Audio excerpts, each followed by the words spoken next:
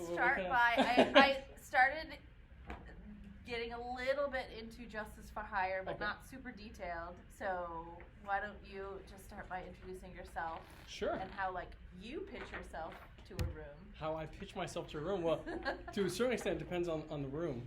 For the Pretend they're executives with a lot of money. Oh, executives with a lot of money. Then I'd say I'm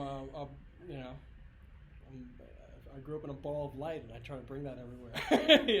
I grew up in a martial arts family with my parents' training, and my dad was a comic book. He was a politician that got out of politics, a political speechwriter, a congressional speechwriter, I should say, that left that business and got into the comic book world and energy. So he was a comic book critic, indie critic, and his criticisms got him in front of the editor-in-chief of Marvel, Jim Shooter, and Jim was like, if you think you could do better, then come work for me, and Jim became his mentor, and Dad brought me, as much as he could to the bullpen and throughout Marvel, and then when Jim left and started Valiant, I was at Valiant, and when Jim left there and started Defiant, I was at Defiant, and then Broadway Comics, so kind of followed my dad with Jim and just got an amazing sense of how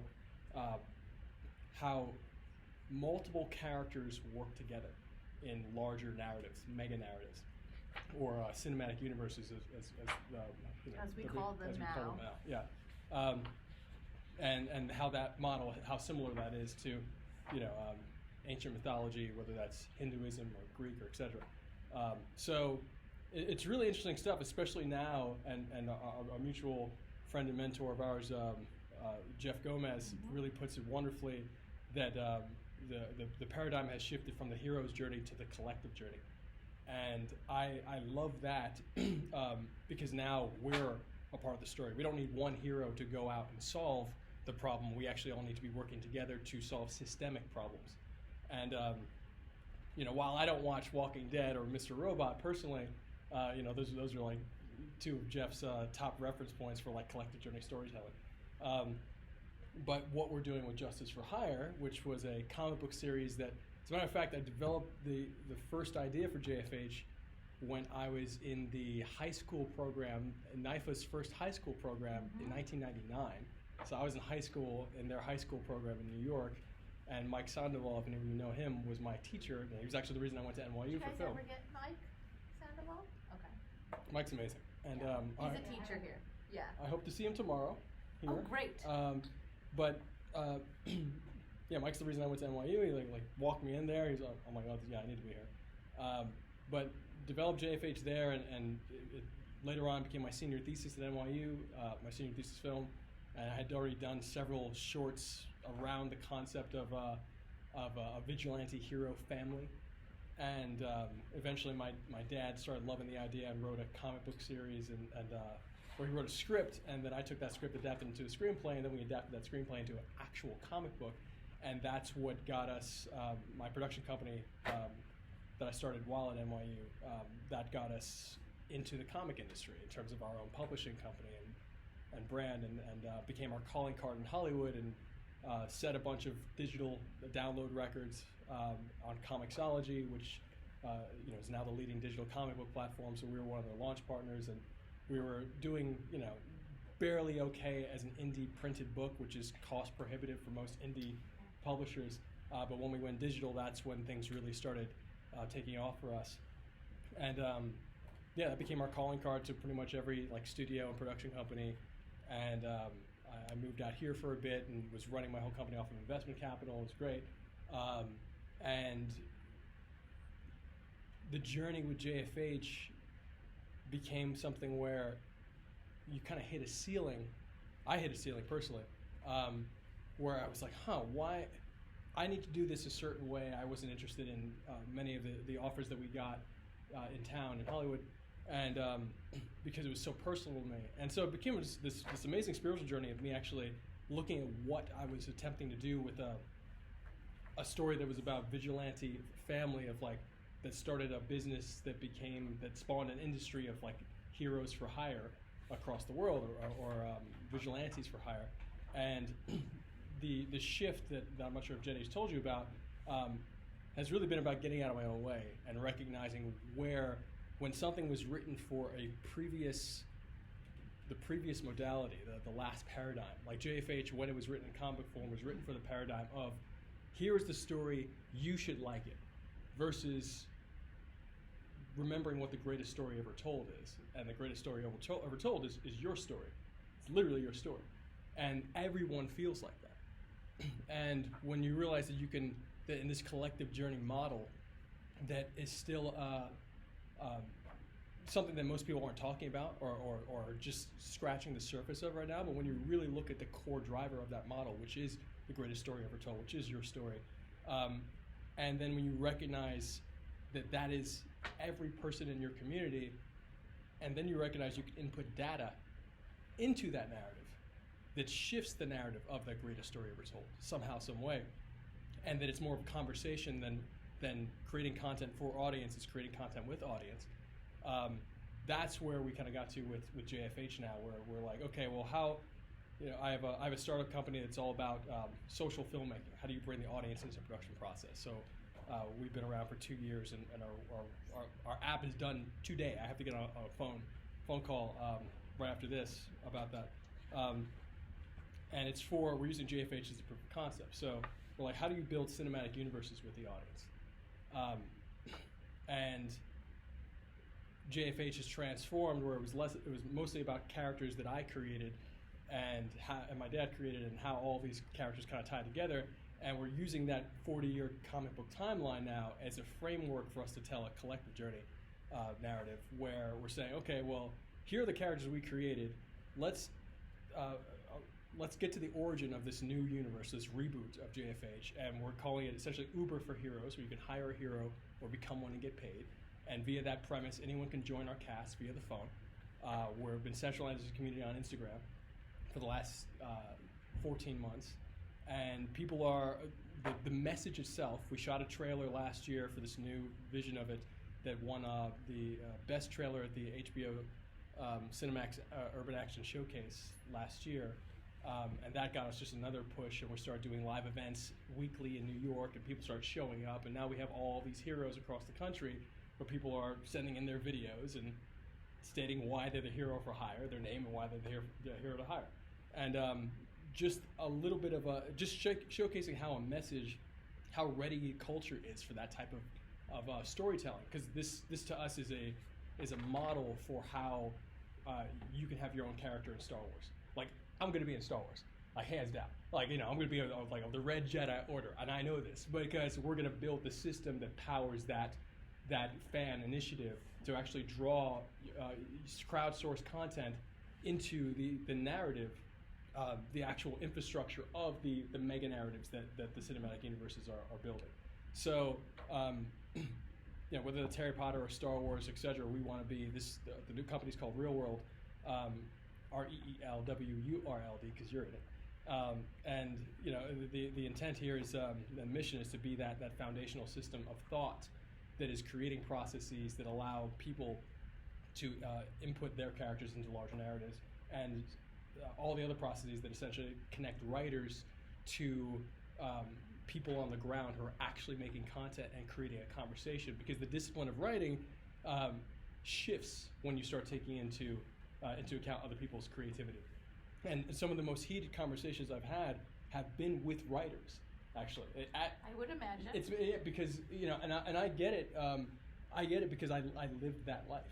I lived that life of really figuring out, like, this is how it's supposed to be within this world. This is how it works. This is my vision. And then someone comes in, and you're already on defensive when it comes to the criticisms you get from anyone who's a part of the project.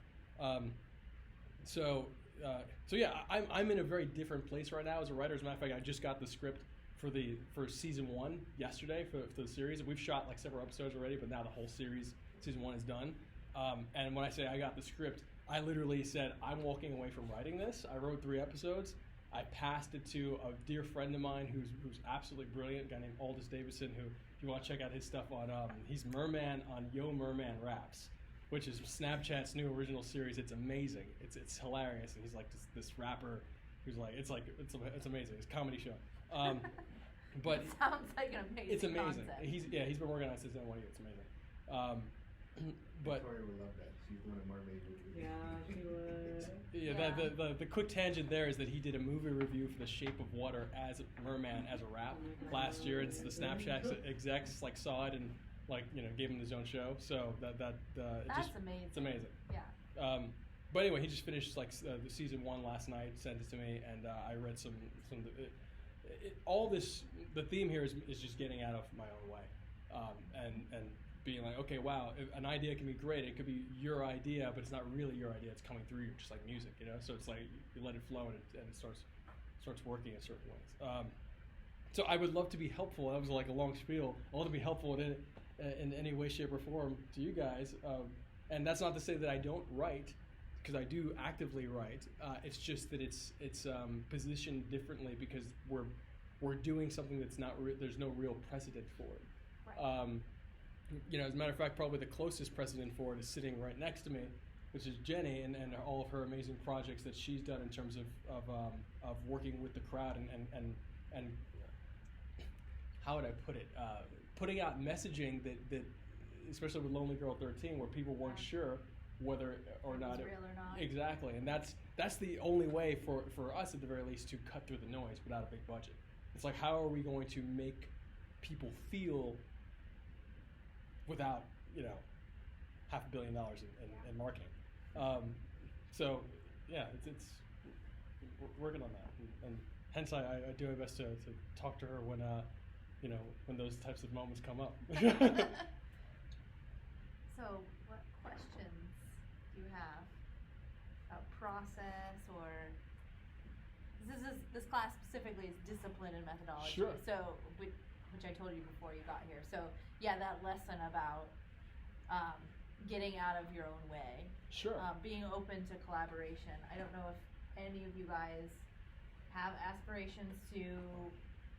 We got into this a little bit with Will, who was the last screenwriter that was here, where he talked about the differences of writing alone versus in a more collaborative Like a writer's space. room kind of? Okay. Or a writer's room, or with a writing partner. Sure.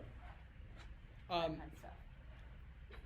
I've written alone. I've written with writing partners. I pulled out my phone because there's something I want to share with you guys, that I was sharing with another writer this morning. Sure. That we can project anything on the screen. Oh, too, sure, yeah. I'll show you some stuff. The only thing I can really say about writing alone versus writing with a team is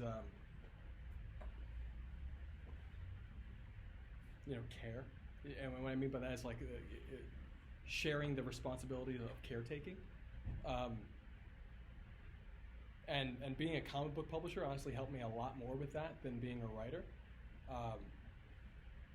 Because as a writer or as a writer-director, like directors are very competitive people, and it's like, oh, okay, yeah, I could direct the shit out of that, versus someone else being like, no, I could direct the shit out, like you kind of get to those and those moments, and when you're just being a publisher, again, speaking from my own experience, I had to stop that so that I could help grow other people's ideas, and by nature of just having to halt that type of thinking and engage something else that was much more encouraging, and sitting in a space where it's like, yes, yet another way we could try it is this or that, and offering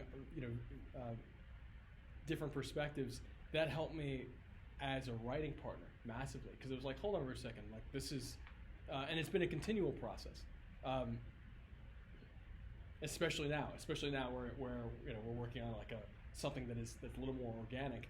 I have to do that more rapidly. So the only thing that really changes is the speed between the feeling of this is where we're going. Oh, and what's your idea?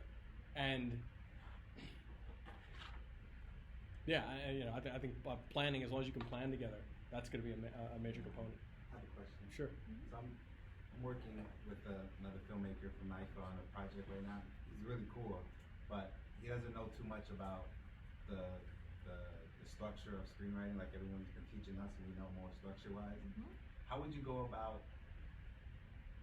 not offending the other person, because it's his idea, of course? How would you go about telling them something's not working if you were in the writer's shoes? How would you approach that without wanting to completely killed his idea or his, you know what I mean? You know what I'm saying? Oh yeah, I do know what you mean. I mean the How do you go about it? My solution in general is reframing. Is reframing with like where if someone will say something to me, this is just kind of like general in life, where someone will say this, and I'll be like, well, I hear you, but what about if we did it or look at it this way, or tried that? That's helped me in pretty much every scenario, from a phone call with a record executive last week to a text that I'll share in a few minutes this morning, to pretty much all my collaborations with other writers. Has very much been that, and developing just that skill. Reframing it. Yeah, just being like, well, okay, this is, and like to get a little bit more specific, you're like, hey, because you're talking about a particular narrative structure, right? Yes. And you're saying that based on this agreed upon rule set that we've seen in terms of a pattern or a template, what your idea is not necessarily fitting into these beats that we potentially need, etc. We're not hitting these notes that therefore it's not working. Right. And it can be challenging when someone hears that their thing is not working, and then they go on defensive, and then therefore you're now dealing with a defensive person rather than a creative, collaborative person. So it's really about your own strategy at approaching a person so that you can get to the goal that you want to get to.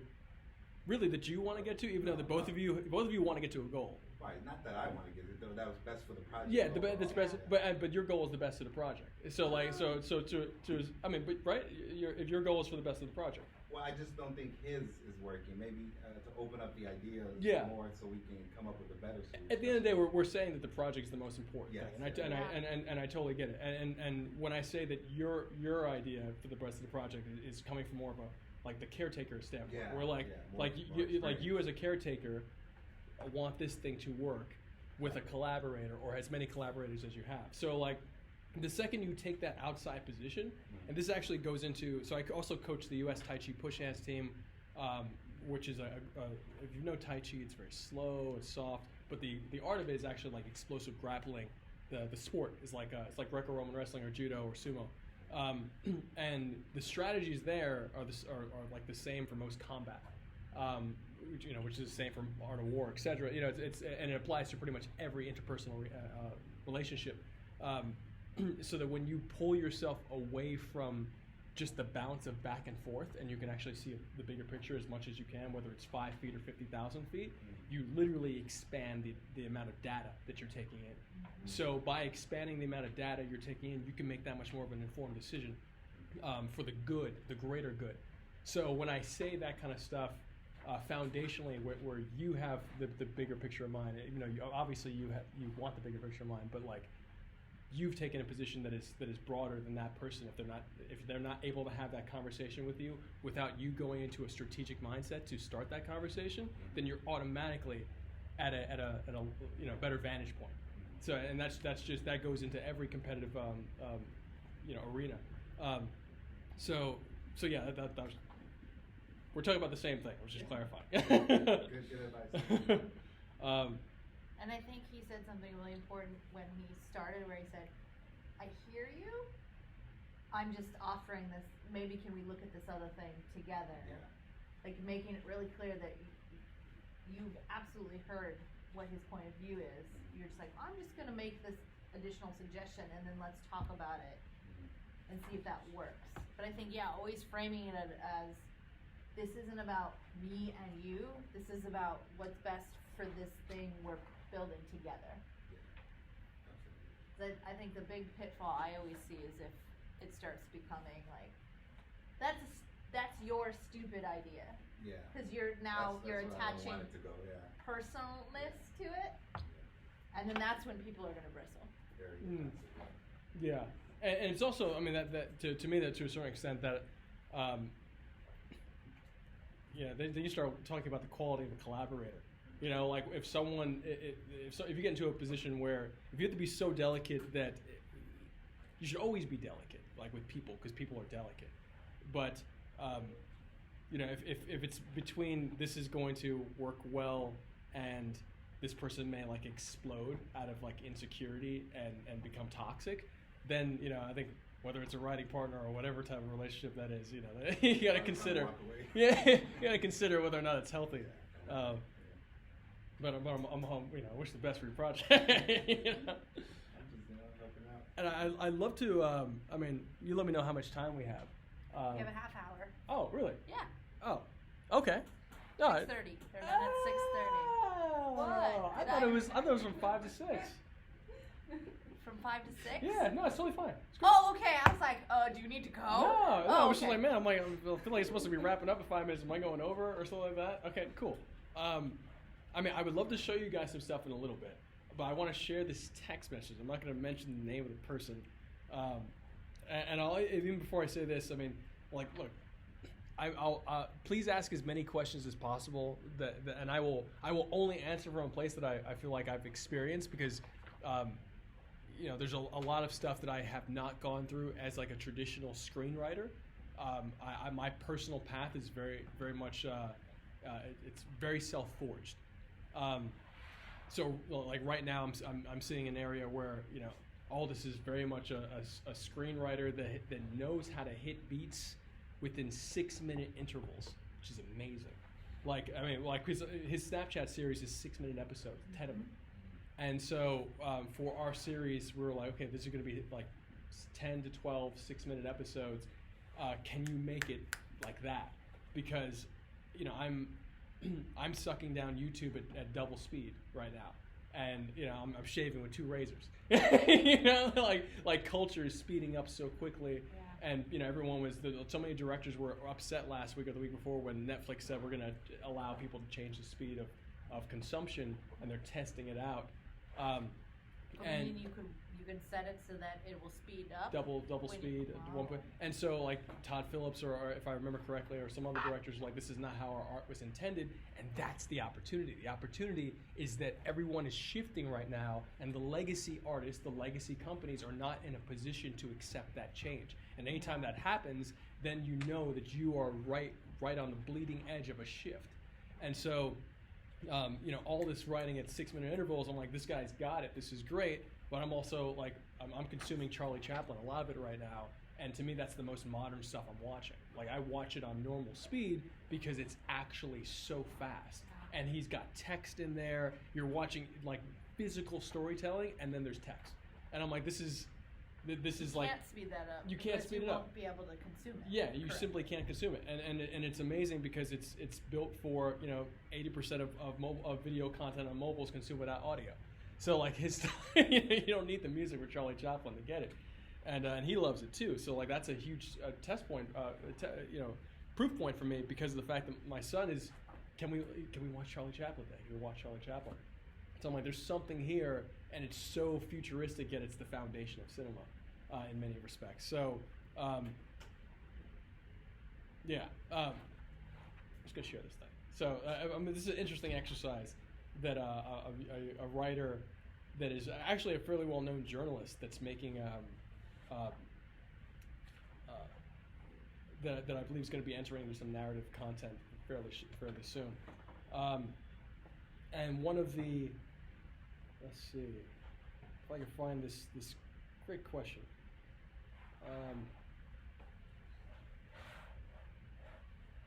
And this came out of a conversation with Aldous last night. And here we go. As the writer of your life story, what would you say is the theme? And specifically, the theme for your hero's journey. And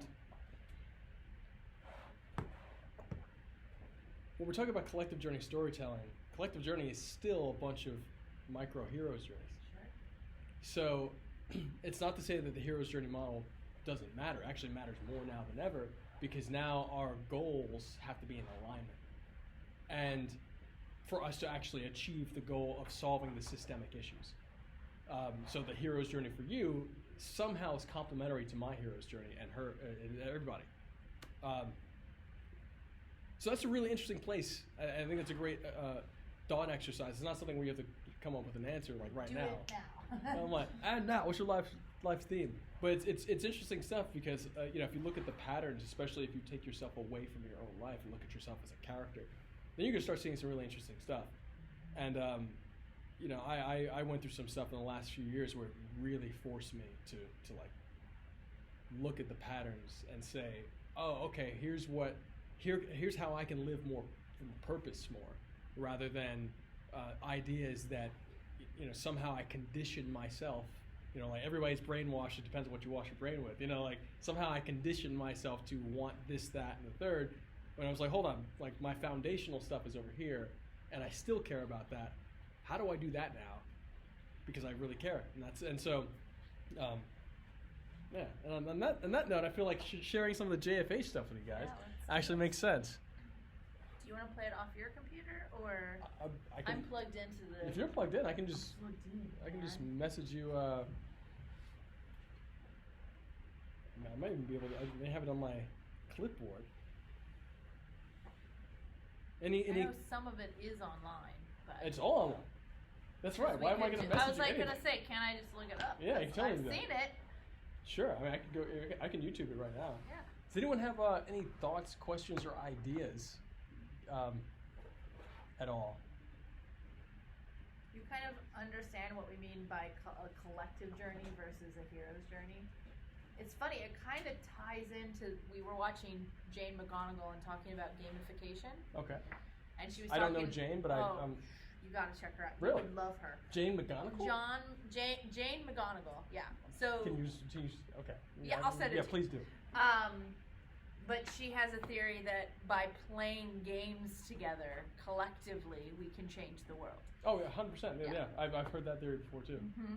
So that's awesome. they were just hold watching. on. Is that like somebody- old? Is it like 3 years old? It's like 9 years. 9 years old? Yeah. The I think I original actually TED Talk was 9 years ago. I think I saw that. Yeah, I'm sure you've seen Yeah, it. because yeah. If I played it for you, you'd be like, oh yeah. I Yeah. know this. Okay, let me play this. Let's get the TV back on. I didn't press play though. Let me know if you want me to. All right, we're ready now. Okay, I'm just gonna press this. The volume's up. And then make it full screen.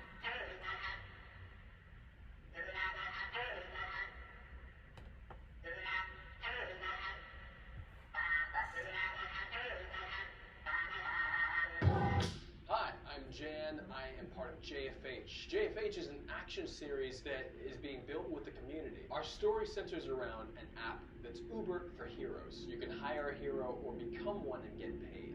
And that idea is what brings us all together. It is crowdsourced and personalized justice. You could create your own character using your phone. Oh, is this in focus? Hi, Justice for Hire. This is Bunny, your new hero. You can come to our meetups and make new friends and make mini movies together.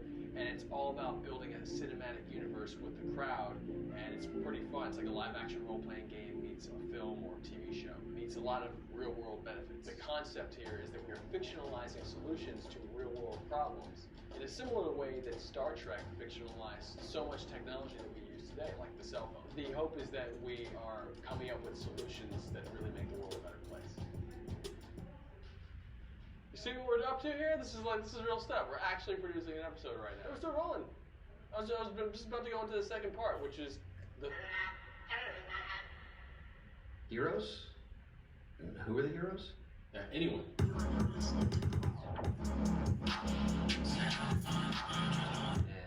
who are they saving? Anyone. So you did some real life superhero thing one night and decided to create an app. What's going on, guys? I'm Slug. Fireheart, you need a hero. Here we are at JFH. Justice for Hire. Is Uber for heroes. Hire a hero or become one and get paid. Let me when I'm talking to you. I'm training for JFH. We're not here to be vigilantes. We're here to shift culture. Who's down to help here? It's the future of justice, crowdsourced and personalized.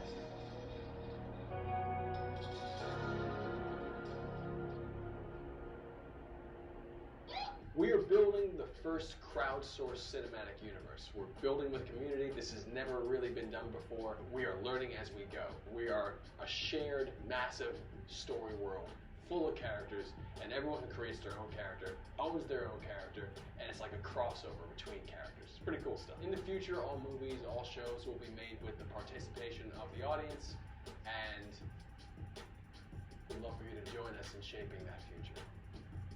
So, here we are.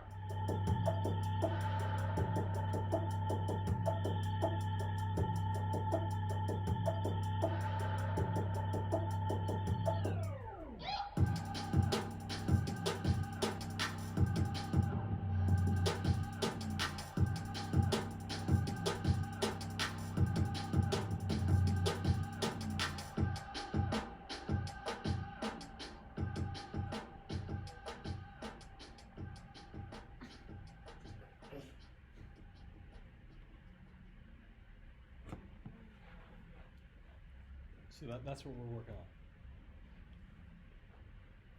There's Was you that again. your new trophy? Hmm? Was that your new trophy? What? Your new trophy. Where? The top one? Oh, this? The thank you, cast and crew. Yeah, that is it with the trophy. Oh yeah, that's the HBO thing that we won. So yeah, that's what we're working on. And any thoughts, ideas, questions from that? Has it started yet? Has it been like? The series hasn't launched officially yet. As a matter of fact, I'm in the back end right now of our.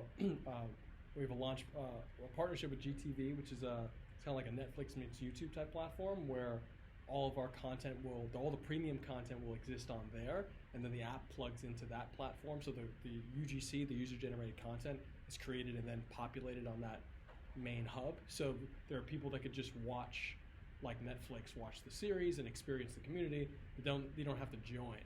Versus like the users that actually want to. I just went to the website Oh, and yeah. put it up. Versus users that people that actually want to like participate.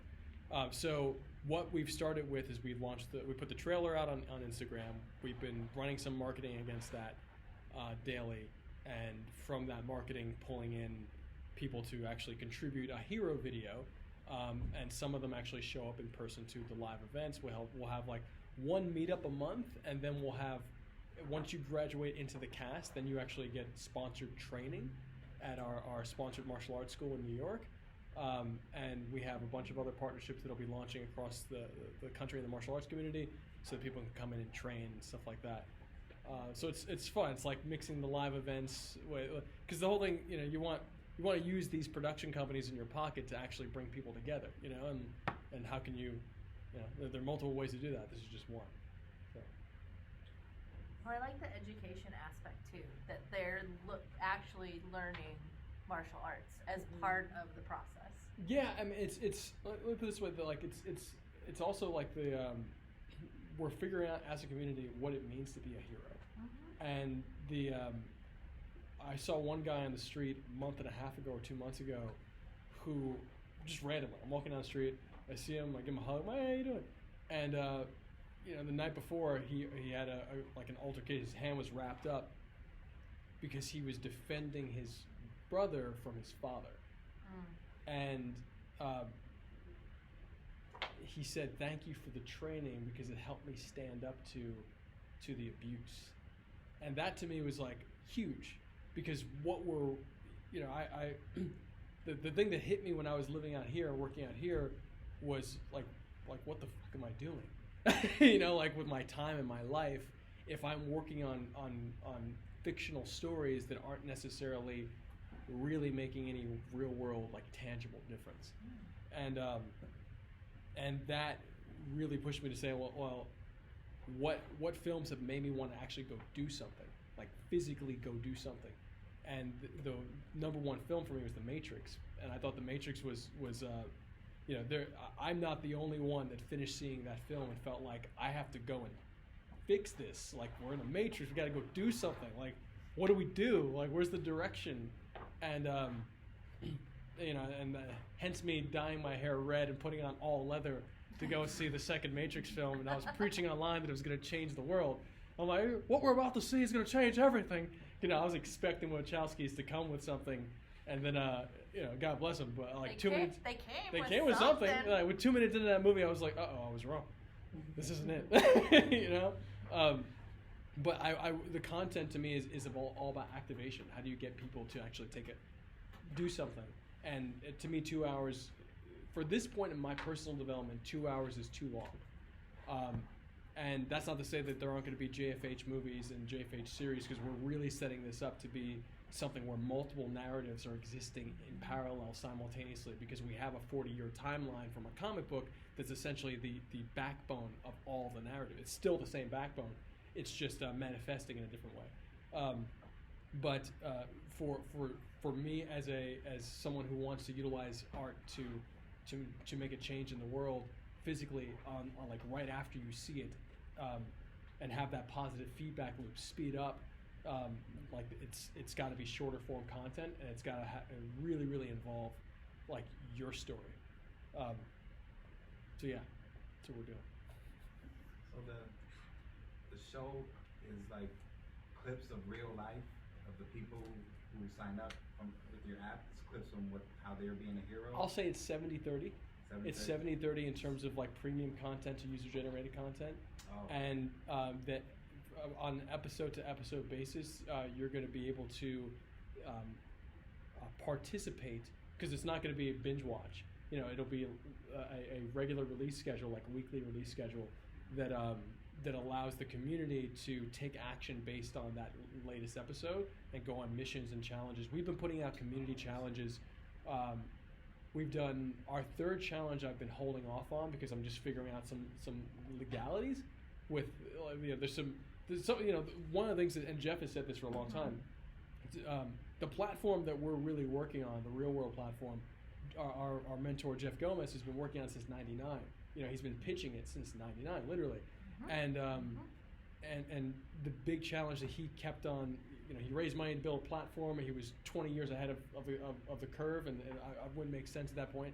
These things weren't around.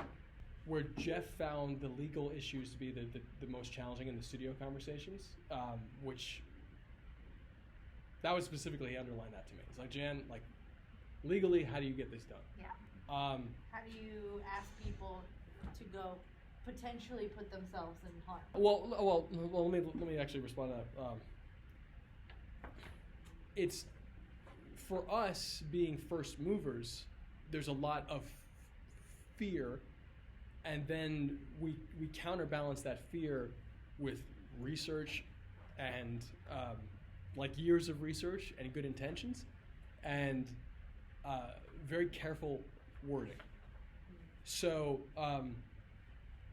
because we're not asking anyone to do anything in particular at all. Like, we're actually really clear that, like, we're never asking anyone for an action scene. We're not asking for you to break the law in any way. We are saying, here's a mission, here's a challenge, or a mission, because actually challenges and missions are two different things for us. And how would you solve it? And ideally, it's nonviolent.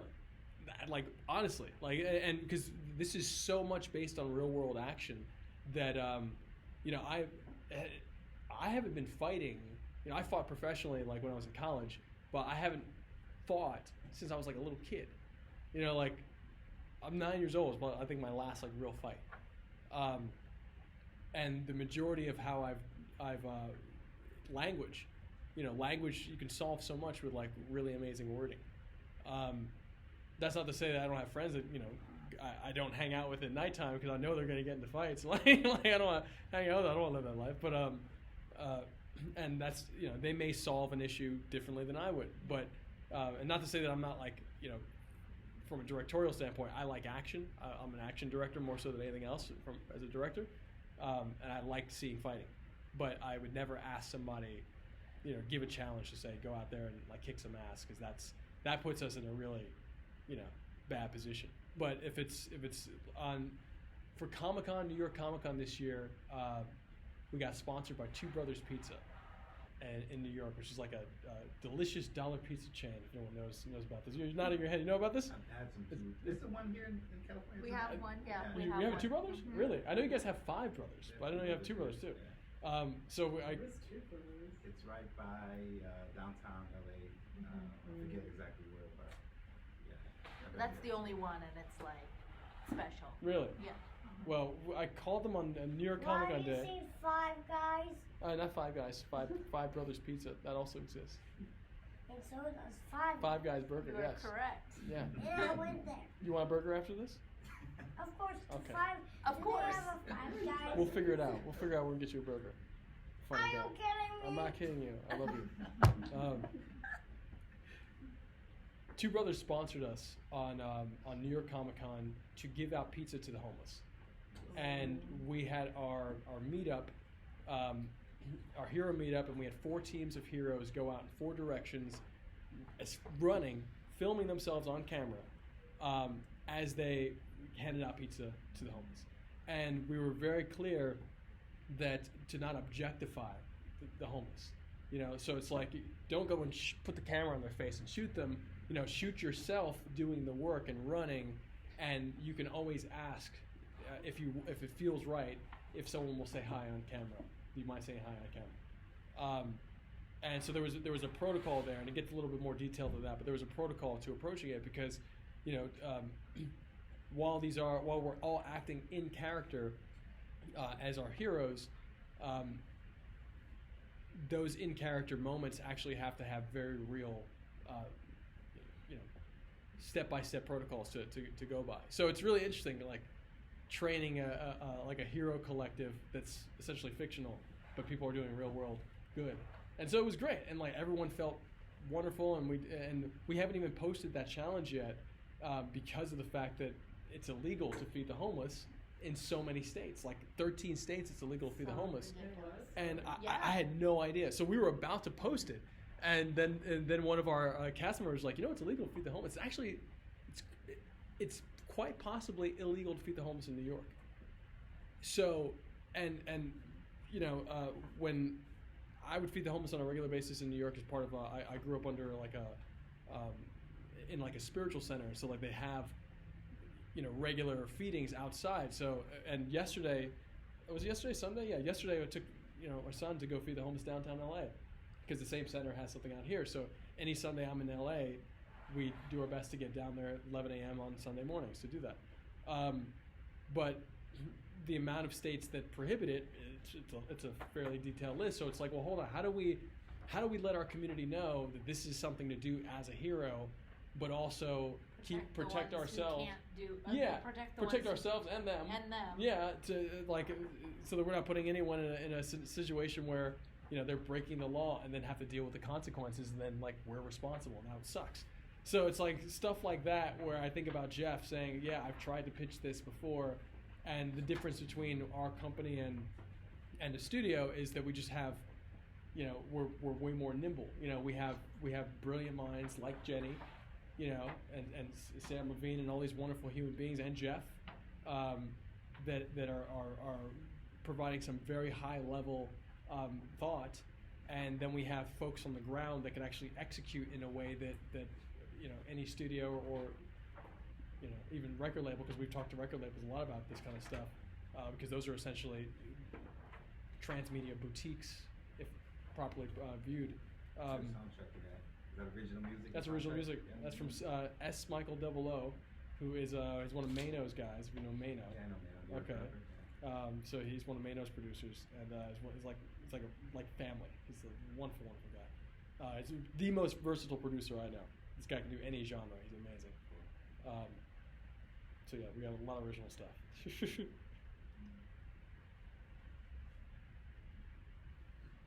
Curious, you said that you took yourself out of the writing process 3 episodes in. Why did you do that? I kept hitting a wall. Creative wall? Not a creative wall, because I knew where I wanted to go. I had it all kind of, I had the,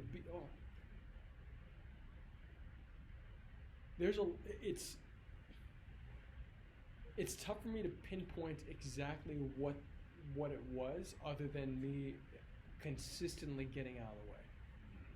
like this thing is, as much as I would love to be, I think there's an egoic perspective of being like, the master puppeteer with all these things. And it's like, one person cannot do all. You could, you just have to be insane. And I'm already crazy enough, and I'm just like, no, this is just too much. I have a son.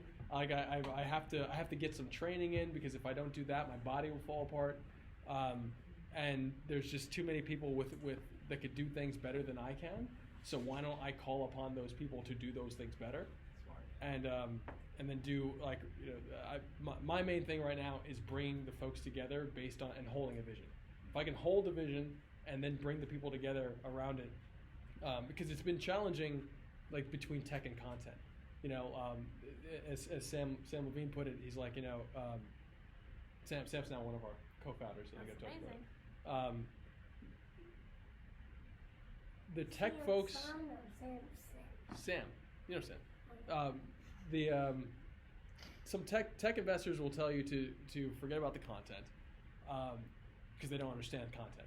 And then entertainment investors will tell you the tech is a marketing play, focus on the content, and both of those are the wrong strategy, because this is really similar to Nintendo, where Nintendo builds they build a platform, then they build the first-party software that showcases how that platform works, and then gets all the third-party developers to actually make content for it. So, what we're building is it's a model. It's a tech-driven content model. So it's just a matter of it's working now without us having any, because the processes already exist. We're just putting it together in a particular way, and that's why the thinking is so important.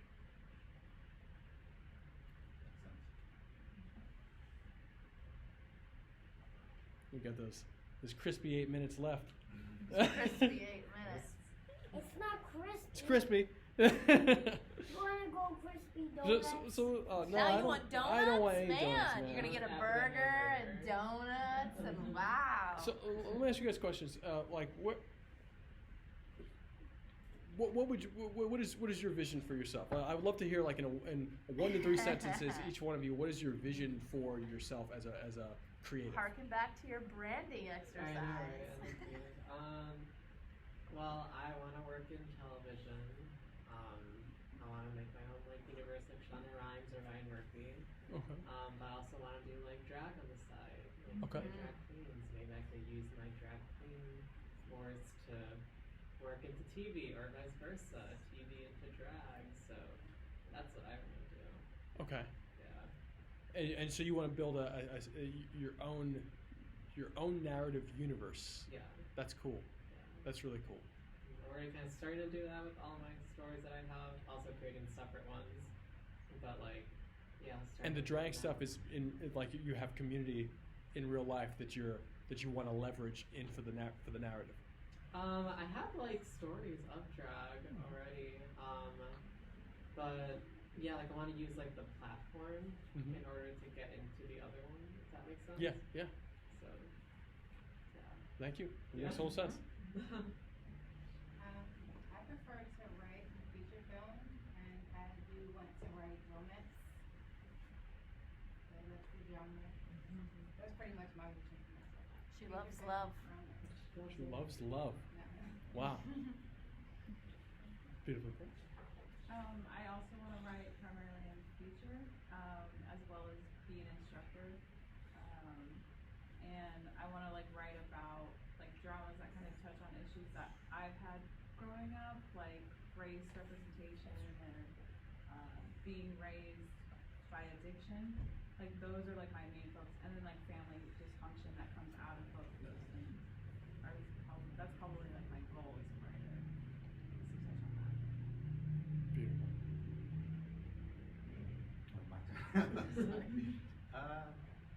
I just like being around creative people. I love collaborating. I love just going out and listening to people's ideas and trying to make something out of it, something out of nothing.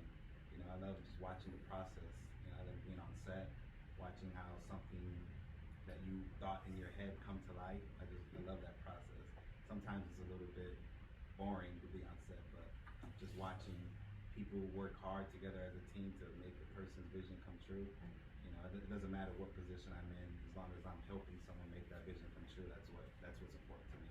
Wow. So as far as me personally, I like using my imagination and coming up with worlds that's different than what's out here. You know what I mean? But also trying to tell the truth about this world, but doing it through my work. So that's why I like sci-fi so much, because you can really do that without being so preachy. You know, people get turned off when you write something and you feel like they're shaking their finger in your face or live your life this way or whatever. With sci-fi, you can kind of manipulate that in a way and say, okay, this is how life is and this is how it should be probably. So that's probably why I like sci-fi so much. Beautiful. It's beautiful. It's amazing, guys. Thank you for sharing all this stuff. If I could be helpful in any way, let me know. I'm on the gram. I actually do have a question. I have one more question for you guys. How, especially for you two that have, they're talking about feature. How do you guys feel? How do you feel like now, with so much shift happening? And I believe there's space for all the different formats. I don't think it's one or the other. But how do you feel with the changes that are happening in consumption and especially with the younger demographics? How do you guys feel entering into the feature film landscape, given these changes? And are they affecting you? Affecting how you think about this traditional format, which is really not that old in the first place? So it's like, it is simply a format. For me, to be honest, I don't really know much of the changes that are happening because I feel like I'm still only in school, so I don't really know what's going on in the kind of the outside world in the industry. But No, I mean, like, when I say not industry, I mean from a tactile experience, like around your peers, people watching movies or not watching movies, or streaming versus going to the theater, or yeah.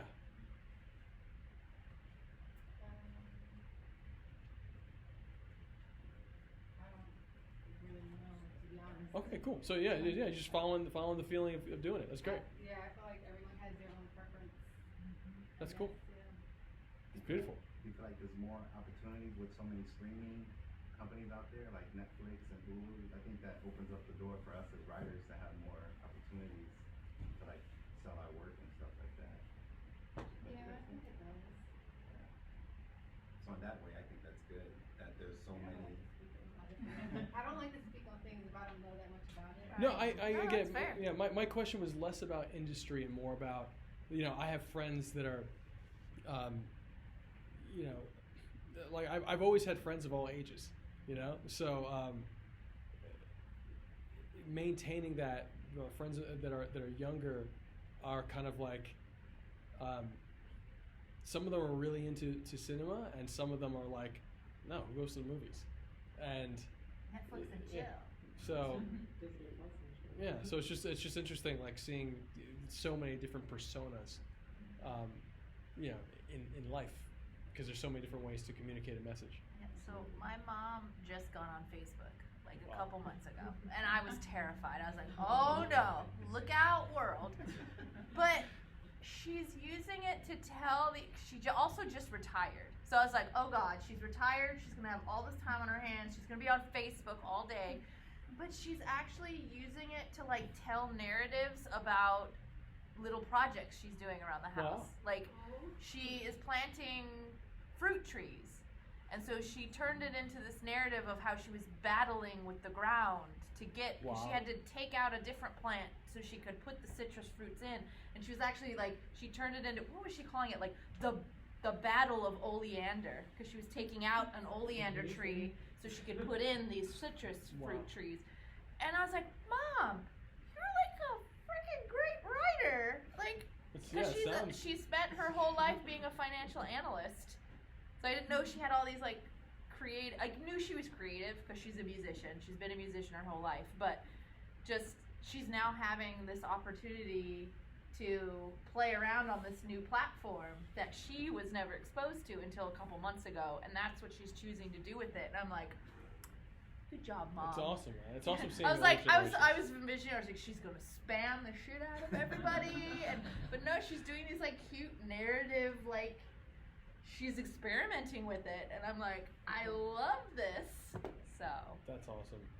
I'm going when I go home. I'm like, Mom, we need to talk about this Battle of the Orient. You need to do more stuff like this. Like this is Do this you is guys, the future of Facebook. My mother. do any of you use Facebook? No, not anymore. No, I have yeah. it for like maybe like communications, like if someone wants to communicate through me, and they only have Facebook for sure. Interesting. Yeah. Yeah. But I don't use it to post anymore. Yeah, I only use it for my either for folks that are out of the country, and this is how they communicate Yeah. like with everybody else, or most of my like friends that skew older that are on it. I'm like, okay, cool. I'll like use Messenger, kind of thing. But for the most part, I'm super interested about that. Like mostly the gram.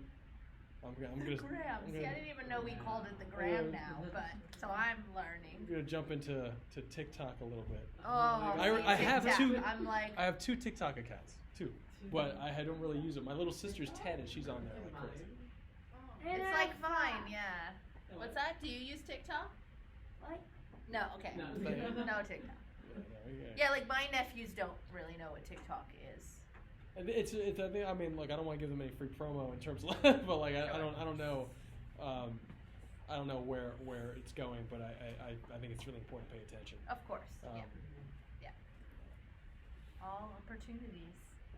I think it's like less of like a closed door, more like an open door now. There's many open doors, Netflix and whatever, and like now. This is like one of the best Snapchat. times to be alive. Yeah. Like I think in human history, it's amazing.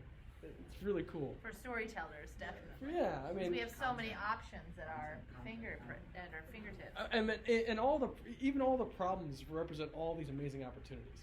Like we're gonna solve all of them. We're gonna be great. Yes. I love this attitude. Awesome. I love it. Amazing. It's gonna be wonderful. The next 10 years will be spectacular. Amazing. We're gonna change the world. Yeah. Yeah. Excellent. All right. Well, thank you so much Oh, thank for you so much. coming. Oh, look at that.